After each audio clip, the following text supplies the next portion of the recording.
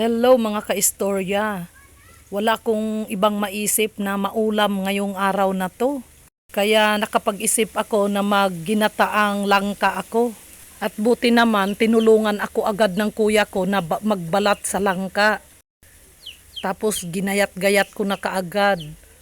Tapos nagkayod na rin ng niyog para maluto na to kaagad. At ito ay dadamihan ko ng gata para mas masarap. Ayan na. Pinapalambot ko na ang langka na ginayat-gayat. Napakasarap nito guys, lalo na pag ispiso sa gata. Ayan, nilagay ko na yung loya. Pagkalambot, nilagay ang gata. Nilagyan ko na rin yan ng tanglad para mas mabango ang aking ginataang langka. Ayan, mikos-mikos. Pagkaluto, ayan na, napakasarap. Nilabas ko na rin yung langka na hinog. Dahil may nahinog na naman kaming langka. Napakasarap. At sinamahan ko na rin ng hindi nawawala ang papayang hinog. Ganito ang buhay sa probinsya. Kapag wala kang maisip na maulam, yan, may marami kang mapipitas na mga pwedeng gulayin sa kapaligiran. Dahil inisip ko talaga kung anong pwede naming ulamin. Nakita ko sobrang daming bunga ng langka namin. Kaya sabi ko yun, maggata na lang. Total matagal na rin akong hindi nakakain ng ginataang langka.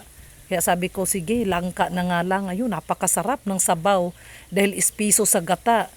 2 niyog ang kinudkod ko para mas masarap kapag ispiso sa gata ang ginataan langka.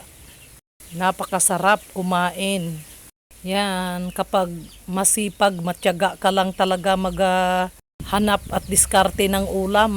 Maraming paraan para makahanap ng pwedeng maulam, lalo na nandito ka sa probinsya. Ang daming pwedeng magulay. Diskarte-diskarte lang talaga para hindi ka magutom. Yan, dahil nga madalas maraming hinog ang papaya dito sa probinsya namin. Dahil ang papaya ay hindi pansinin masyado ito ng mga tao. Kaya halos araw-araw ako kumakain ng hinog na papaya. Dahil ako ay napakahilig ko talaga ang papaya. Dahil alam ko kung magkano ang presyo nito sa syudad. Kaya sinasamantala ko na nandito ako ngayon sa probinsya. Dahil napakamasustansya ng papaya. At mahal ang presyo nito kapag nasa syudad. Yan, panghimagas, hinog na langka.